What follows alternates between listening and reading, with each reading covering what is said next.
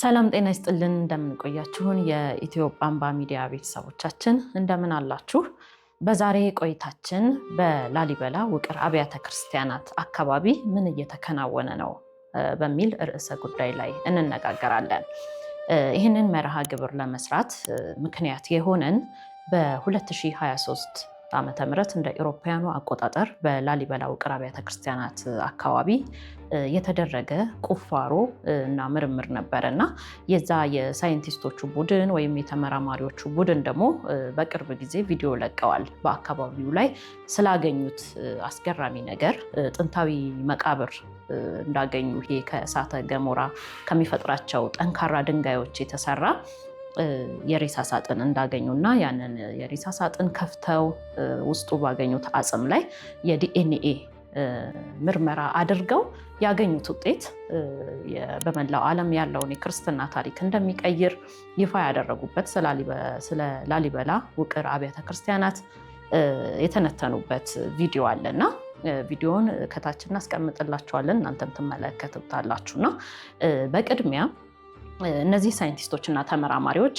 በላሊበላ ውቅር አብያተ ክርስቲያናት ዙሪያ እንግዲህ አደረግን ባሉት ምርምር ይፋ ያደረጉትን ሀሳብ እንቃኝና ከዛ ወደ ዛሬው ሀሳባችን እንመጣለን ማለት ነው። በላሊበላ ውቅር አብያተ ክርስቲያናት አካባቢ ምን እየተከናወነ ነው ወደሚለው ማለት ነው። እስከ መርሃ ግብራችን ፍጻሜ ድረስ አብራችሁ እንድትቆዩ እጋብዛለሁ። ይሄንን መርሃ ግብር ደግሞ ሌሎች ጋርም እንዲደርስ እንደዚሁ ሼር አድርጉልን፣ ቻናሉን ሰብስክራይብ አድርጉ፣ ላይክ አድርጉ፣ ሀሳብ አስተያየታችሁን በኮመንት ላይ አስቀምጡልን። አብራችሁ ቆይታ ማደርገው እኔ ሰብለወንጌል ጸጋ ነኝ። እንግዲህ የላሊበላ ውቅር አብያተ ክርስቲያናት ከ800 ዓመታት በፊት ዓለምን ባስደመመ መልኩ የታነጹ እስከ ዛሬ በዓለም ላይ በየትኛውም ስፍራ እነዚህን ውቅር አብያተ ክርስቲያናት የመሰለ ቅርስ አይገኝም። በመሆኑም እነዚህ ቅርሶች ላይ እንግዲህ የተለያዩ ተመራማሪዎች በተለያየ ዘመን ላይ ምርምር ለማድረግ ጥናት ለማድረግ በአካባቢው ቁፋሮ ለማድረግ እንደዚሁም ደግሞ እድሳት በሚል ሰበብ ወደዚህ ቅርስ ይመጣሉ። በተለይ ደግሞ ከቅርብ ዓመታት ወዲህ የላሊበላን ጉዳይ ፈረንሳይ በከፍተኛ ትኩረት ይዘው የፈረንሳይ ባለሙያዎች እንደዚህ የህንፃዎች ላይ ኪነ ህንፃዎች ላይ ምርምር በማድረግ ስለሚታወቁ በዜናም እንደሰማነው የፈረንሳይ መሪ ለላሊበላ የእድሳት ስራ በገንዘብም ጭምር ድጋፍ አድርገዋል እና ይሄ ስፍራ እንግዲህ ብዙ ቱሪስቶችን አይን ቀልብ ሳበ፣ ባለሙያዎችን በአካባቢው እንዲመላለሱ ያደረገ ነው እና ዛሬ ይህንን መርሃ ግብር ወደ እናንተ እንድናደርስ ምክንያት የሆነን ታዲያ በ2023 ላሊበላ አካባቢ በተደረገ ቁፋሮ ላሊበላና ሰሜን ተራራ አካባቢ ባለሙያዎች ቁፋሮ ሲያደርጉ ነበረ።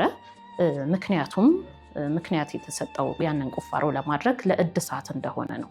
ታዲያ ያንን እድሳት ለማድረግ ጥንታዊ ቤተክርስቲያንን ለማደስ ቁፋሮ በሚያደርጉበት ሰዓት ከባዝልት የተሰራ የሬሳ ሳጥን ያገኛሉ። እንግዲህ ባዝልት እሳተ ገሞራ የሚፈጥረው ጠንካራ ድንጋይ ለመቅረጽም ለመፈልፈልም እጅግ አስቸጋሪ የሆነ ጠንካራ ድንጋይ ነው እና በዚያ የሬሳ ሳጥን መስሎ የተዘጋጀ ሳጥን ያገኛሉ እና ያንንም ሳጥን በከፈቱት ጊዜ በውስጡ አጽም አለ።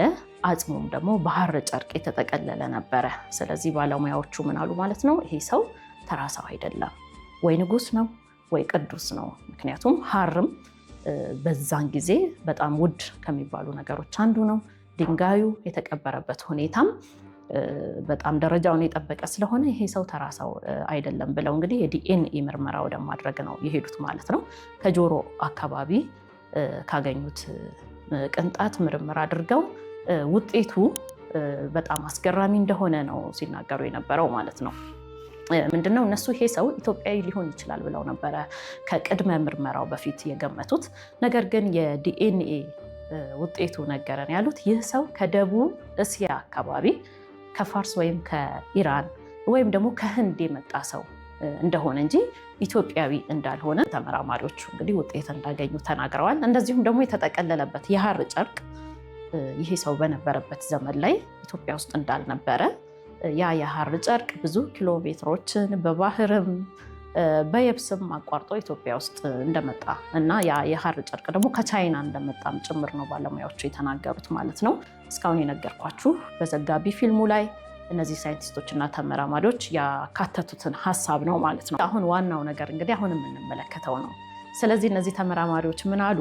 የላሊበላ ውቅር አብያተ ክርስቲያናት እንግዲህ በቅዱስ ላሊበላ ገድል ላይም እንደተጻፈው ሌሊት መላእክት ያግዙት እንደነበረ፣ እሱ አቋርጦት ከተኛው የሆነ ያህል ክፍል ጨምሮ ጠዋት ላይ እንደሚያገኘው፣ ይሄም ደግሞ የመላእክት እገዛ እንደነበረበት በገድሉም ላይ የተጻፈ ነገር ነው እና እነዚህ ሰዎች ምን ይላሉ? ኢትዮጵያውያን ላሊበላ እነዚህን አስደናቂ ውቅር አብያተ ክርስቲያናት በሚገነባ ጊዜ የመላእክት እገዛ አለ ብለው ያምናሉ። ነገር ግን ያገዙት መላእክት ሳይሆኑ ከደቡብ እስያ የመጡ ህንዶች ወይም ከኢራን አካባቢ የመጡ ባለሙያዎች ናቸው። ለዚህም ምስክሩ ይሄንን አጽም አገኘን ብለው ነው ያቀረቡት ማለት ነው። እንግዲህ ይሄ ነው በጣም አስገራሚውና አሳዛኙም ነገር ማለት ነው። ምክንያቱም ገንቢዎቹን ብቻ ሳይሆን ቴክኖሎጂው እንደዚህ አይነት የስነ ህንፃ ቴክኖሎጂ እንደዚህ አይነት የስነ ህንፃ ውቅር አብያተ ክርስቲያን ለመገንባት ራሱን የቻለ የኪነ ህንፃ እውቀት ቴክኖሎጂ ያስፈልጋል እና ቴክኖሎጂውም የመጣው ከህንድ ነው ብለው ነው ያስቀመጡት ባለሙያዎቹ ማለት ነው። ምክንያቱም የላሊበላ ውቅር አብያተ ክርስቲያናት በህንድ ካሉት የካይላሳ ግንባታዎች ጋር ተመሳሳይ ናቸው ብለው እንደዚህ አይነት ሀሳብ እንግዲህ ለመላው ዓለም አቅርበዋል ማለት ነው ተመራማሪዎቹ። እና ይህንን ጉዳይ ነው ዛሬ በላሊበላ ውቅር አብያተ ክርስቲያናት አካባቢ ምን እየተከናወነ ነው፣ ምን እየተደረገ ነው በሚለው ጉዳይ እንድንወያይ ምክንያት የሆነን ማለት ነው። እሺ፣ እንደዚህ አይነት ጉዳዮች እንግዲህ በርካታ ነጥቦችን እንድናነሳ ያስገድዱናል። የመጀመሪያው ነጥብ ምንድን ነው? ተመራማሪዎች በተለያየ አጋጣሚ ወደ ኢትዮጵያ ሲመጡ ለእድሳት ሊሆን ይችላል፣ ታሪካዊ ምርምር ለማድረግ ሊሆን ይችላል፣ እንደዚሁም ደግሞ አርኪኦሎጂያዊ ቁፋሮዎችንም ለማድረግ ሊሆን ይችላል እና በሚመጡ ጊዜ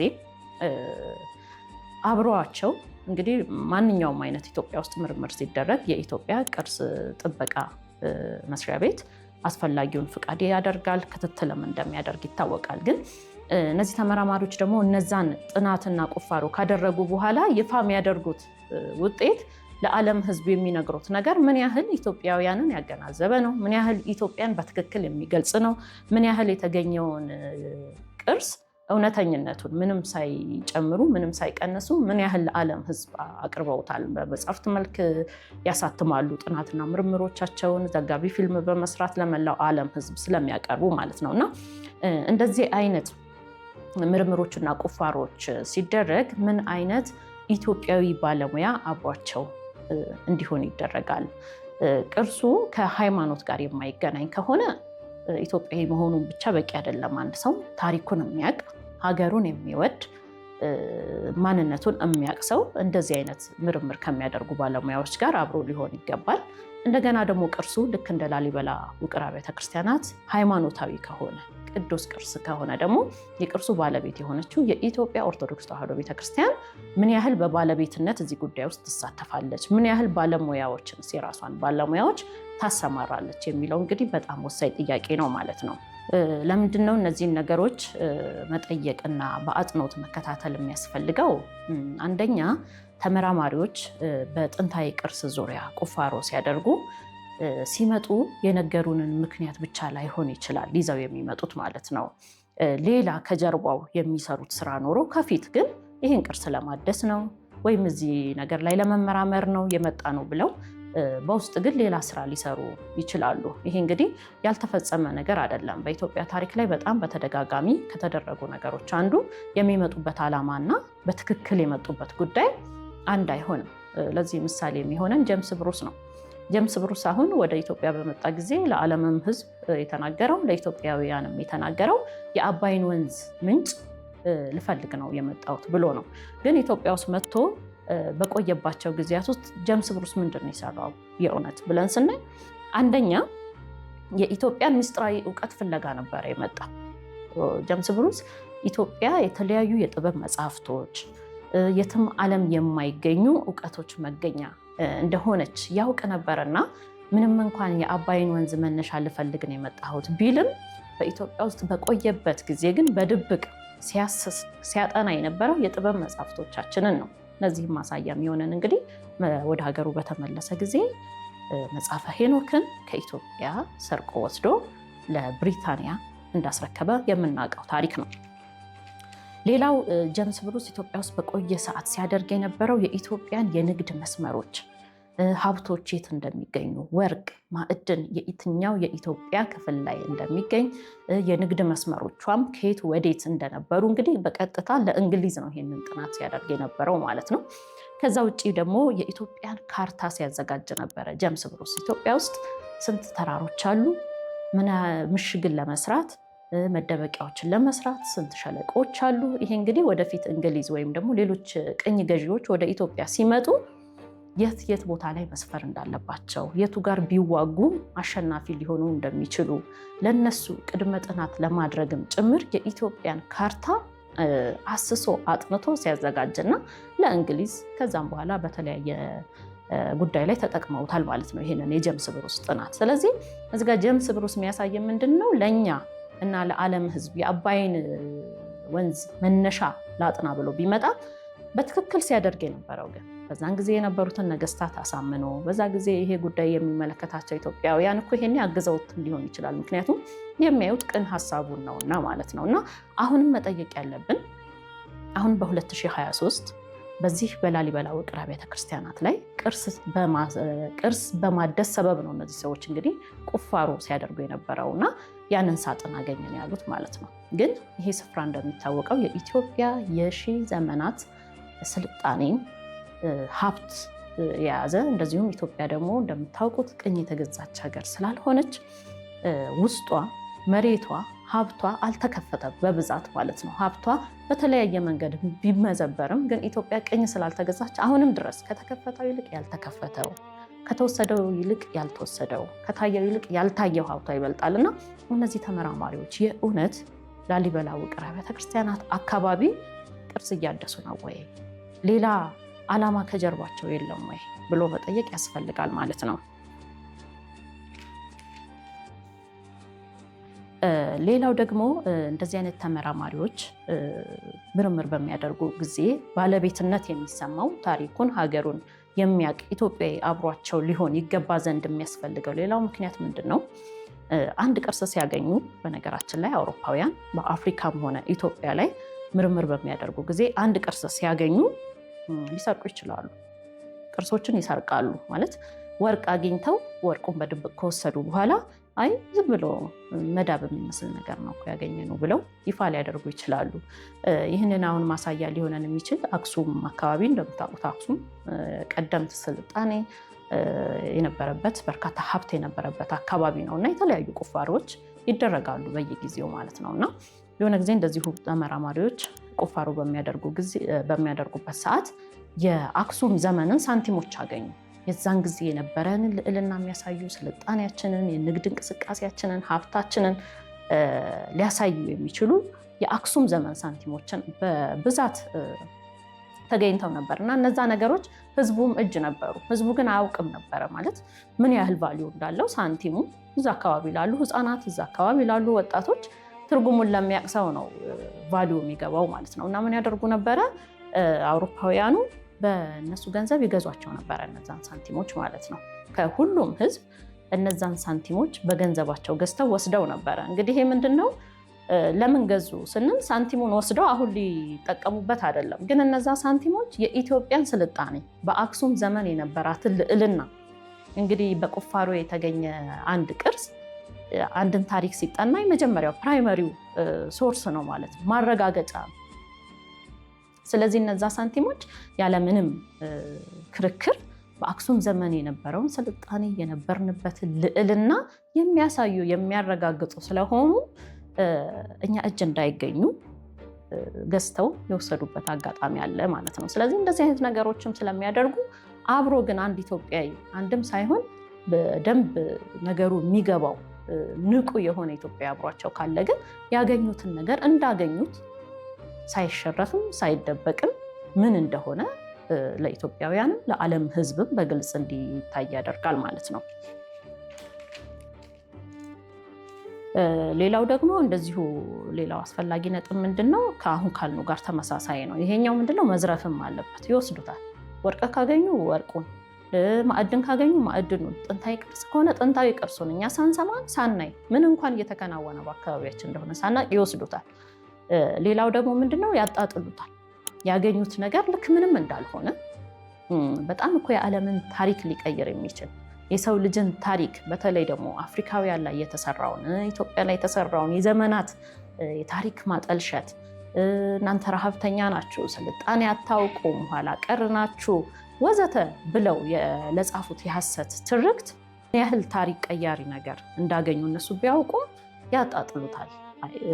ምንም እንዳልሆነ እጅግ የከበረ ነገር ቢሆንም ምንም እንዳልሆነ እንደገና ደግሞ ቀደም ሲልም እንዳየኑ ታሪክን ይቀለብሳሉ ማለት ነው። አሁን በዚህ በሬሳ ሳጥን ውስጥ ያገኙት ሰው ኢትዮጵያ አይደለም፣ ከህንድ የመጣ ነው፣ ከደቡብ እስያ የመጣ ነው። የተገነዘበት ጨርቅም ሐር ነው። ሐር ደግሞ ኢትዮጵያ ውስጥ የለም። በዛን ጊዜ ከቻይና ነው የመጣው። ቅዱስ ላሊበላን ውቅር አብያተ ክርስቲያናቱን በሚገነባ ጊዜ የሰማይ መላእክት ሳይሆኑ ያገዙት እነዚህ ህንዶች ናቸው፣ የደቡብ እስያ ህዝቦች ናቸው። ቴክኖሎጂውም የመጣው የኪነ ህንፃ ቴክኖሎጂውም የመጣው ከኢትዮጵያ ሳይሆን ከዛ ነው እያሉን ያሉት እኮ እዚህ ጋር እንድናስተውል የሚያስፈልገው ኢትዮጵያውያኖች አንደኛ እንዲህ አይነት ነገር ሊሰሩ አይችሉም ያለኛ እገዛ፣ ያለ ነጮች እገዛ በራሳቸው ቴክኖሎጂ በራሳቸው ጥበብ እንዲህ አይነት አስደማሚ ሚስጥራዊ የሆኑ ውቅር አብያተ ክርስቲያናትን ሊገነቡ አይችሉም እያሉን ነው። ሌላው ደግሞ አለሳልሰው ቢናገሩትም ቀደም ሲል በመግቢያችን እንዳነሳነው ምን ብለዋል? በእንዲህ መንገድ የተቀበረ ሰው ወይ ንጉስ ነው ወይ ቅዱስ ነው የሚሆነው እንጂ ተራ ሰው አይደለም ብለውናል። እንግዲህ በዛ ዘመን ከህንድ ወይም ከጠቀሷቸው ቦታዎች የመጣ ንጉስ ሊኖር አይችልም። ስለዚህ ምን እያሉን ነው ማለት ነው? ነገ ከነገ ወዲያ ደግሞ ምናልባት ቅዱስ ላሊበላ ኢትዮጵያ አይደለም ወደሚል አካሄድም ሊወስዱን ነው ማለት ነው። እና ግን በዚህ አካባቢ እነዚህ አርኪኦሎጂስቶችም ሆኑ ተመራማሪዎችም ሆኑ ሳይንቲስቶች ምንድን ነው በትክክል ያገኙት? 2023 ላይ ላሊበላ አካባቢ ለእድሳት በመጡ ጊዜ ምንድን ነው በትክክል ያገኙት የሚለውን ነገር አናውቅም እኛ ማለት ነው። ስለዚህ እንደዚህ በላሊበላም ብቻ ሳይሆን በኢትዮጵያ ውስጥ ያሉ ቅርሶች ዙሪያ ብዙ ጊዜ ያው ምርምርንም ጥናትንም የሚያደርጉት የውጭ ባለሙያዎች ናቸው። ምክንያቱም በከፍተኛ የገንዘብ ወጪ ይጠይቃል፣ ቴክኖሎጂ ይጠይቃል፣ መሳሪያዎች ይጠይቃል፣ ባለሙያም ይጠይቃል እና እነሱ ናቸው በብዛት ምርምር የሚያደርጉልን እና ስላገኙት ነገር የሚያስረዱን ማለት ነው። ግን ይህ አይነት ነገር በሚደረግ ጊዜ ቀደም ሲል እንዳልነው ቅርሱ ሃይማኖታዊ ከሆነ የኢትዮጵያ ኦርቶዶክስ ተዋሕዶ ቤተክርስቲያን የምታምንበትን ታማኝ ባለሙያ በእንዲህ አይነት ዘርፍ መድባ ሀገራዊም ቅርስ ከሆነ ደግሞ ሀገሩን የሚያውቅ ሀገሩን የሚወድ ለታሪኩ ግድ የሚላቸው ኢትዮጵያውያን ከነዚህ ከውጭ ባለሙያዎች ጋር አብረው በመሆን ሊሰሩ ይገባል ማለት ነው እና ቀኝ ገዢዎች እንደሚታወቀው ወደ አፍሪካም ወደ ኢትዮጵያም በተለያየ ጊዜ በመጡ ጊዜ ያለንን ነገር በሙሉ ወስደዋል። በተለይ አፍሪካ ላይ የአፍሪካን ወርቅ ማዕድኗን እንደዚሁም ደግሞ በባሪያ ንግድ ጉልበታቸውን ተጠቅመው የራሳቸውን ሀገር አሰልጥነዋል፣ መስርተዋል። ያን ሁሉ ነገር ካደረጉ በኋላ ግን ስለ አፍሪካ ምንድን ነው ያሉት? አፍሪካ ጨለማ አህጉር ናት።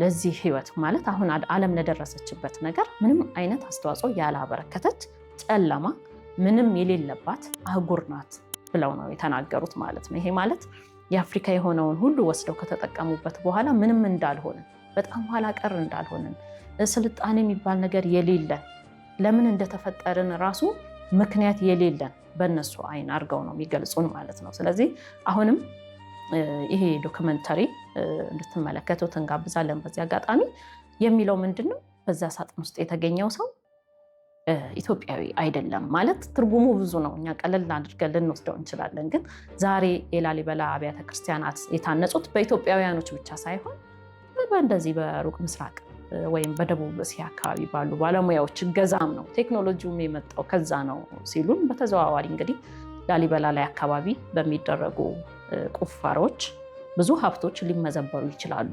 ከመሬት ውስጥ የሚወጡ የኢትዮጵያ የሆኑ ሀብቶች፣ ጥንታዊ ብራናዎች፣ የኢትዮጵያ ጥበቦች፣ ሚስጥሮች እየተመዘበሩ ይሆናሉ። ይሄ ቁፋሮና ይሄ እድሳት እየተከናወነ ባለበት ሰዓት ማለት ነው። እነሱ ግን ወጥተውም ለዓለም ሕዝብ የሚናገሩት ነገር እንደዚህ ታሪካችንን የማይወክል እኛን የማይገልጽ ነገር ነው ማለት ነው። ስለዚህ በላሊበላ አካባቢ ምን እየተከናወነ ነው የሚለውን ነገር ኢትዮጵያውያንም ኢትዮጵያ ኦርቶዶክስ ተዋሕዶ ቤተክርስቲያን የዚህ ቅርስ ባለቤት እንደመሆኗ መጠን በአካባቢውም ያለ ሕዝብ በንቃት መመልከት ያለበት ጉዳይ ነው ብለን እናስባለን። እናንተም በዚህ ጉዳይ ላይ ያላችሁን ሀሳብ አስተያየት አስፍሩልን። ዶክመንታሪውንም ከታችን አስቀምጥላችኋለን። እስኪ ተመልከቱና ደግሞ የእናንተን እይታ በእናንተ መንገድ አካፍሉን።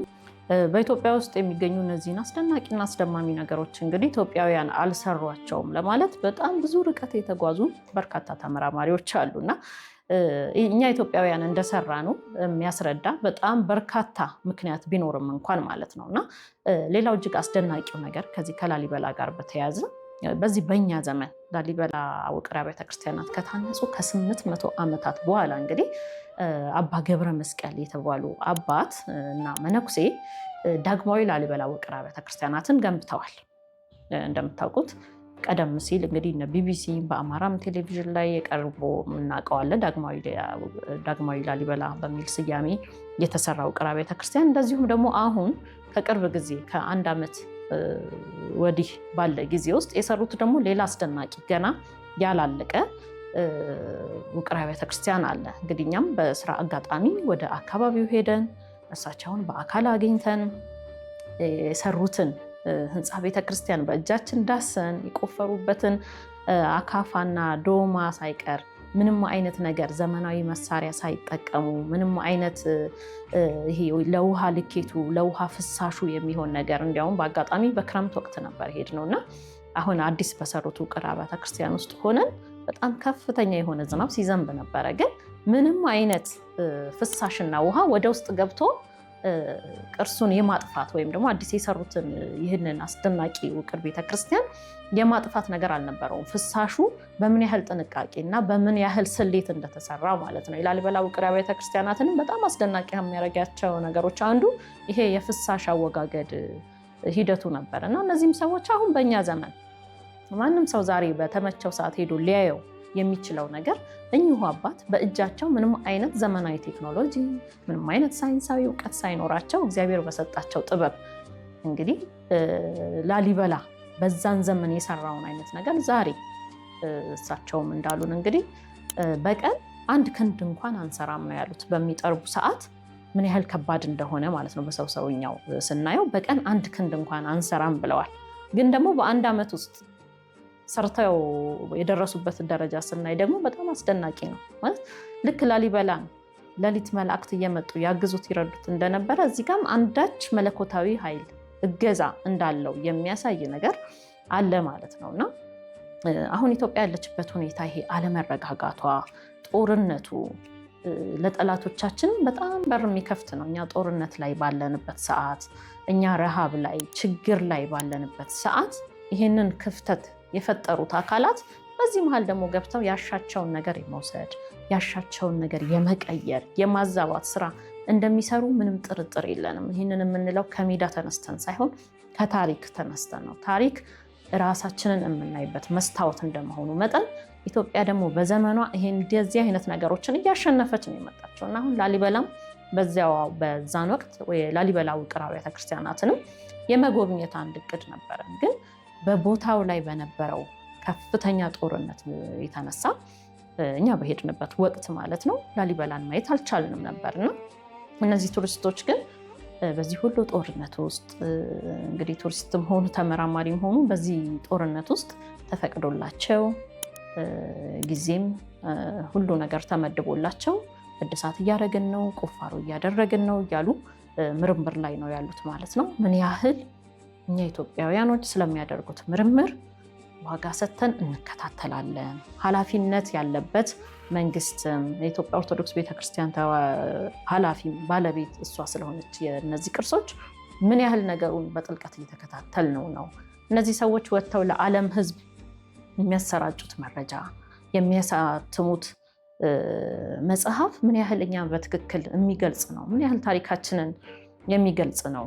ብዙ ጊዜ በትክክሉ አይገለጽም። ታሪካችንን በማዛባት ልክ እንደ አሁኑ እነሱ አልሰሩትም ለማለት ኢትዮጵያውያኖች አልሰሩትም። የውጭ ሰዎች እገዛ፣ የውጭ ባለሙያዎች፣ የውጭ ቴክኖሎጂ እገዛ አለበት ለማለት ነው ጥረት የሚያደርጉት እና ከዚህም ውጭ ደግሞ ቀደም ሲል እንዳልነው ሌላም ዓላማ ሊኖራቸው ይችላል። ኢትዮጵያን እኛ ኢትዮጵያውያን ከምናውቃት በላይ የውጭ ሰዎች ናቸው የሚያውቁት የቱ ጋር ምን እንዳለ ማን እንደሆነች ይቺ ሀገር ይቺ ምድር እኛን እንድንንቃት ነው ያደረጉት። ታሪካችንን ተረት እንድንል ያለንን ከእግዚአብሔር የተሰጠንን ጸጋ የክብር ካባችንን አውልቀን እርቃናችንን ከነሱ ሰልባጅ እየለመንን እንድንሸፍን አድርገው ነው እኛን የሰሩን ማለት ነውና በጣም አሳዛኙ ነገር እኔ በግሌ የማምነው ኢትዮጵያ አሁን ያለንባት እቺ ሀገር ናት እንጂ ቀኝ ያልተገዛችው እኛ ኢትዮጵያውያን ቀኝ ተገዝተናል። አይምሯችን ቀኝ ተገዝቷል። የራሳችንን እንድንንቅና አውሮፓውያንን አሜሪካውያንን እነሱን ብቻ ሀያል እንድናደርግ ተደርገን ስለተሰራ በዚህ ውጥንቅጥ ውስጥ በዚህ ጦርነት ውስጥ ደግሞ ላሊበላ አካባቢ ከኛ በላይ እነሱ ምን እንዳለ ያውቃሉ እና በትክክል የእውነት ለቅርስ እድሳት ነው እነዚህ ሰዎች የመጡት እውነት ለአርኪኦሎጂያዊ ምርምር ብቻ ነው እነዚህ ሰዎች የመጡት ብለን መጠየቅ አለብን። መንቃት አለብን። ከተኛንበት ነቅተን ሀገራችን ኢትዮጵያን ለቀጣይ ትውልድ ማስረከብ አለብን ማለት ነው። ታላላቆቹ አባቶቻችንን እነ ቅዱስ ላሊበላ የሰሯቸውን አይነት እነዚህን አስደማሚ ነገሮች መስራት እንኳን ባንችል ቢያንስ ታሪካችንን መጠበቅ ከኛ ያስፈልጋል ለማለት ነው። ይህንን መርሃ ግብር ወደ እናንተና ደርስን ዘንድ መነሻ የሆነን የዚህ የባለሙያዎቹ ያወጡት ዘጋቢ ፊልም ነው ማለት ነው። ምርምር ያደረጉት በ2023 ዓ.ም ቢሆንም ቪዲዮ ግን ዩቲዩብ ላይ እኔ የደረሰኝ ቪዲዮ ዩቲዩብ ላይ ከተለቀቀ እንግዲህ ይሄ ቀረጻ እስኪደረግ ድረስ ገና 1 ወርም አልሞላውም ማለት ነው እና እስኪ ተመልከቱት። በእናንተ ሀሳብ በእናንተ አረዳድ ደግሞ እስቲ እንዴት ተመለከታችሁት የሚለውን ነገር ሀሳብ አስተያየታችሁን በኮመንት መስጫው ላይ አጋሩን። ይህንን ቻናል ኢትዮጵያ አምባን ሰብስክራይብ አድርጉ። እንደዚህ አይነት መርሃ ግብሮቻችን ሌሎች ሰዎች ጋር ደግሞ እንዲደርሱልን ሼር በማድረግ ላይክ በማድረግ ጅልጅ ተያይዘን ስለ ሀገራችን የምናውቅበትን መንገድ እንጠርጋለን ማለት ነው። ዛሬ የነበረን ቆይታ ይህንን ይመስላል። በሌላ መርሃ ግብር ደግመን እስከምንገናኝ ቸር ቆዩልን። መልካም ጊዜ